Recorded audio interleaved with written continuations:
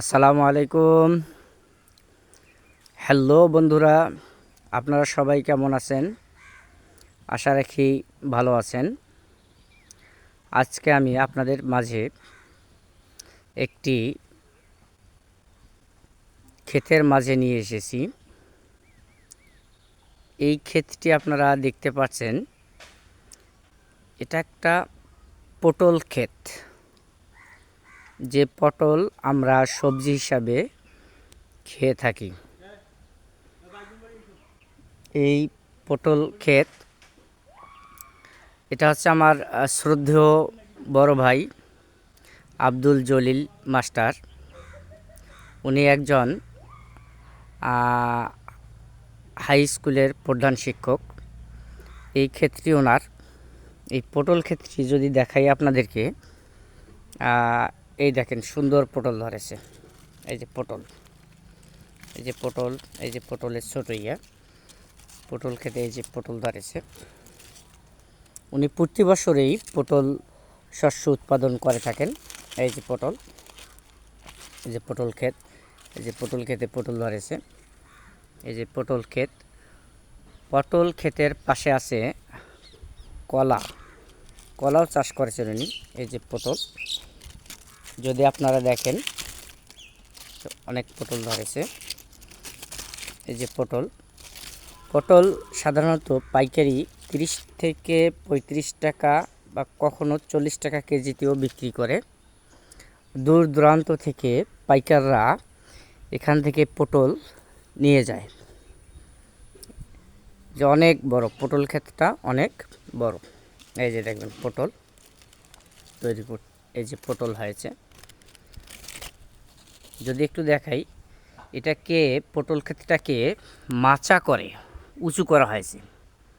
এই যে এটা পটল ক্ষেত, পটল ক্ষেতের নিচে এই যে বেড়া দেওয়া হয়েছে, খুঁটি, বাঁশের খুঁটি দিয়ে ক্ষেতটাকে উঁচু করা হয়েছে। জাঙ্গি, আমাদের গ্রাম্য ভাষায় বলে জাঙ্গি বা মাচা। এবং এখানে কারেন্টের একটা তার দিয়ে এটাকে টাইট করে এই যে খুঁটির সাথে বেঁধে দেওয়া হয়েছে। প্রিয় দর্শক, আপনারা দেখছেন পটল ক্ষেত। পটল আলহামদুলিল্লাহ ভালো হয়েছে। স্যার যদিও বা এখন হয়তো স্কুলে, নতুবা সরাসরি সাক্ষাৎকার নেওয়া যেত।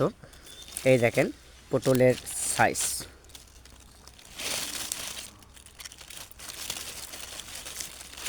এই যে পটলের সাইজ, এই যে পটল। আর একটা বিষয় বলে রাখি, পটল খেতে কিন্তু কাটা, এই যে প্রতিটা পাতায় পাতায় কাটা।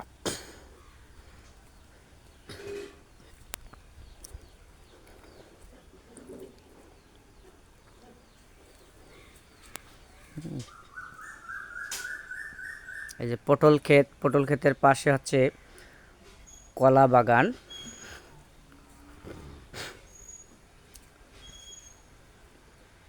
যে পটল ক্ষেত,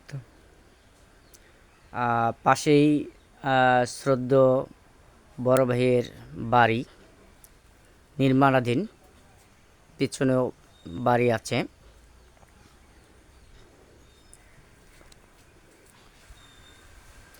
এই দেখতে আপনারা দেখতে পাচ্ছেন প্রিয় দর্শক, বিশাল একটি পটল ক্ষেত, অনেক বড়।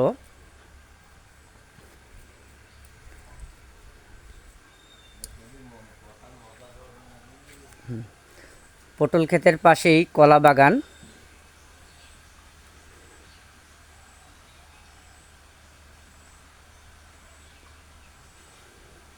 এই যে কলা বাগান,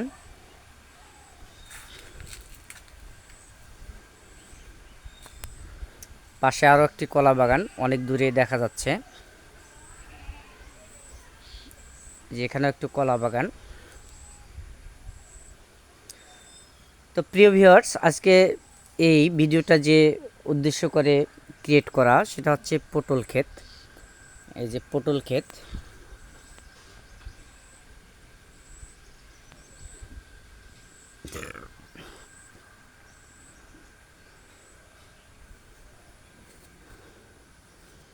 যে পটল ধরেছে।